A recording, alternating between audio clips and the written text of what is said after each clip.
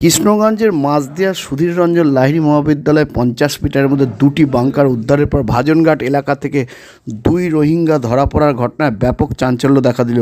Police জানিয়েছে, ধৃত 2 রোহিঙ্গার নাম এম জাভেদ ও এমডি নূর। তাদের বাড়ি মায়ানামারের মায়ানমার জেলার 4 নম্বর থানার করহালি ও মুন্ডু মায়ানমার জেলার পোপরায়।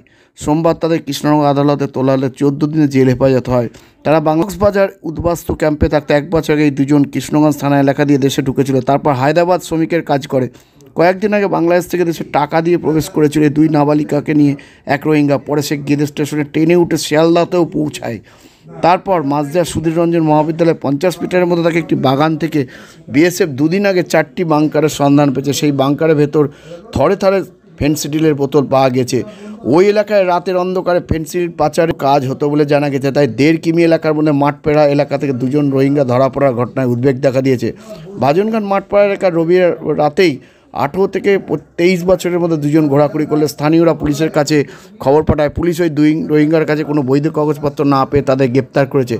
1 বছর আগে তারা অবৈধভাবে ভারতে প্রবেশ করেছিল হায়দ্রাবাদের কাজের উদ্দেশ্যে। সেখানে তারা শ্রমিকেরও কাজ করেছিল। সম্প্রতি এদেশে ধরপাকড় শুরু হয়। বাংলাদেশে পালানোর ছক করছিল এই 2 যুবক।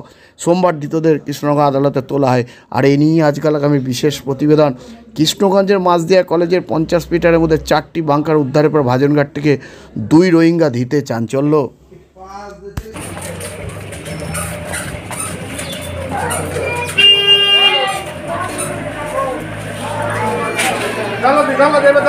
मोहम्मद जावेद जी। नहीं मालूम कहाँ पर है, नहीं मालूम कौन सा बॉर्डर है, नहीं मालूम। बर्मा में है, अभी बर्मा में नहीं है, अभी कुतवालम सेम में है। बांग्ला नहीं मालूम, हिंदी हिंदी में। घर बर्मा में है, कुतवालम सेम में है। अभी एक में हम दूंगा